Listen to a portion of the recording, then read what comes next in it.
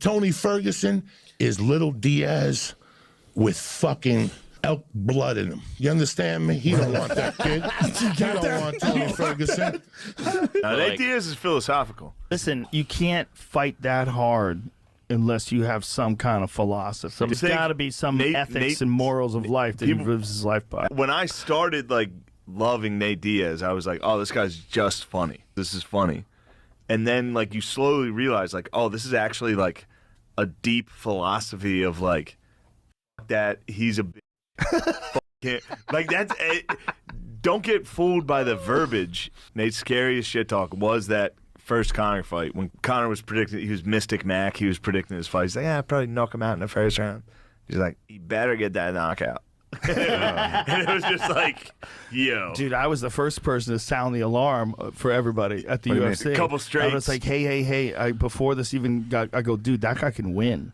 This is not a layup. I go, Nate Diaz is a terrible matchup. He's a big guy for 155. He's big. He's got a shitload of experience. He's super hard to get out of there. He's the most durable guy maybe ever. Jorge stopped him with cuts, and then at one time, Josh Thompson stopped him with a head kick. It was a perfect head kick. He's crazy durable. Dude, that Leon Edwards, there's one moment I thought he fucking stunned him and pointed at him. But I think that point, he had been doing that all fight. No, he knew he rocked him. I watched it again yesterday. But then he rushed. He did rush for the finish. He was going for it. They were exhausted. It was the end of the 5th round. Yes. Okay, you have to take that into consideration. Oh, also you have to take into consideration how fucking good Leon Edwards is. Look at the face. Yeah, he's eventually going to get you. And he doesn't care if he's cut open and bleeding. It literally doesn't bother him at all. No, he's tough as nails. So he clips him, and then when he clips him, he hurts him. It's really much more towards the end of the round. Oh, there it is. Exactly. There it is. Oh, my goodness. Now he starts going for it. Gives him the middle finger. Now it's time. But Leon moved away. He let him come back. But I didn't have a choice. He's chasing him, dude. Because Leon is still mobile, and you can't just rush in. If you rush in, you get countered. Leon, he fought the right way. The thing is, it's if you just rush in, you get KO'd. It happens all the time. The Pat Barry versus Czech Congo. One of the best examples of this ever. Pat Barry rocks Czech Congo and has him really badly hurt. It looks like he's minutes away from getting stopped. He falls down. He's all out of it, and Pat's trying to finish him off, and he opens up. And when he opens up, he gets clipped, and he drops him. Watch this, because it's one of the greatest comebacks ever. I mean, he's getting He's knocked out. Look, Pat Barry is going off, right? Oh, my God. Should have been stopped. And look, he hits him again, drops him again. So Pat Barry's still swinging. Czech Congo survives, and Pat Barry rushes in and gets clipped. Out cold. That's what's great about the sport. Crazy. Yeah. But imagine that. So that is what could have happened to Nate if he just went right after Leon Edwards. That's why you have to fight technically. Good point. What Nate did was the right thing to do. He looked for the opportunities to finish. He tried to finish. He also took a second to be while he was pointing, he wasn't sure if Leon was out. Right. Well, he's still fucking with him. You got to watch the whole fight because the whole time he's talking shit to him always. Dude, fucking with this dude. Yeah, he checked one of his kicks once and pointed to his shin. Must have been Oh, insane. that had to hurt. I texted you about it. It was funny. I watched the fight this week. He called it it's a horror movie, dude. It's just Nate Diaz isn't going anywhere. You're Leon Edwards. You're a freak kickboxer. You're nasty.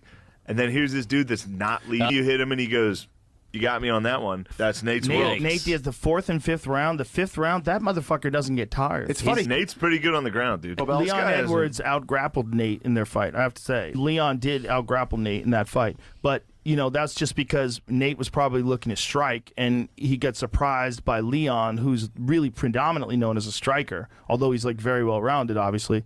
He's predominantly known as a striker, and Nate probably didn't think that would ever be a strategy to go to the ground with him. But also, you got to realize that Nate has fought at 155. He fought Conor at 155. That's where he was maybe at his optimal frame.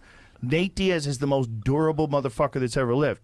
That's why it's a recipe for a wild fight. When Nate Diaz fought Conor for the first time, was a giant fight because Nate Diaz had a name, and he's a bigger name than Tony, arguably, for sure. The Diaz brothers and Tony? He had it because of Nick, and Nick had all the Strike Force success, Elite XC success. All there's a lot of TV time there. Nate was the Ultimate Fighter winner. Nate, and then on top of that, Nick had just got done beating Anderson. Nick is a pretty well-known figure, right? So that's a different level. But Conor was the main draw, is my point. This is how good Khamzat is. He's scary good. And by the way, he's known as a grappler. Like, he's not even known as being like a striker. If he can do shit like this, that was it. Oh, here it goes. Watch this. And by the way, he fights mostly at 170. This is at 185, right? So he's not that lean because he didn't have to cut weight. Watch this shit. Oh, that guy knew it was coming, too. You could see it in his eyes. Oh, my God. Dangerous motherfucker. He's dangerous. One straight right hand. Terrified. He just closed him off. Yeah, his first, 3 fights, he hadn't been hit. He'd been hit twice. He couldn't even swing. Well, he just caught him clean. He was avoiding it like I avoid homeless people.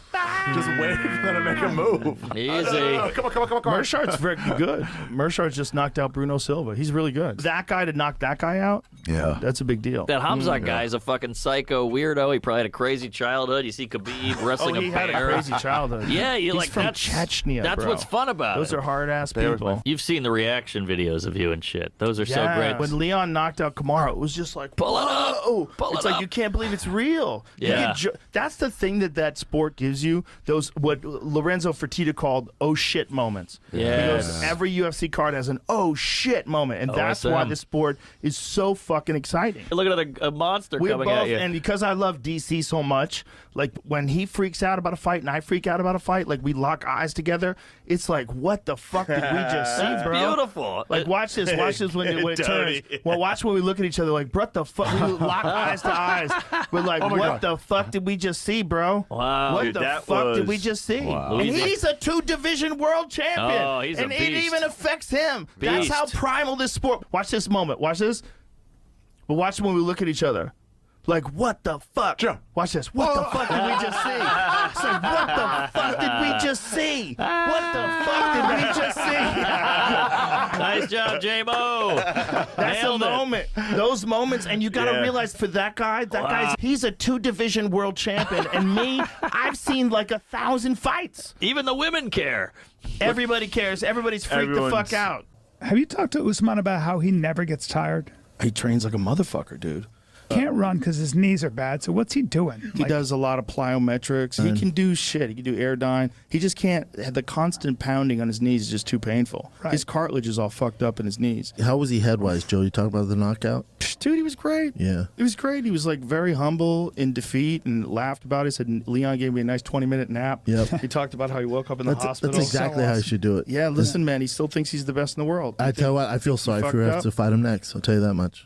Well, it's gonna be probably Leon, I would imagine. Unless Khamzat starches Nate, and I bet they jump him. But even if Khamzat starches Nate, like the big fight is the rematch. The big fight's not Khamzat. Not yet.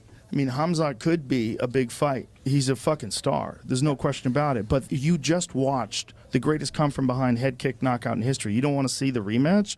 The only way they could fuck that up is if somebody beats Leon. Then you don't have the rematch. Or you have Agreed. the rematch and it's not for the title. Yeah, that'd be a bummer. Then it's no. Are they going to make that That's a good rematch, point. you think, really soon? Yeah, I think they will. Dude,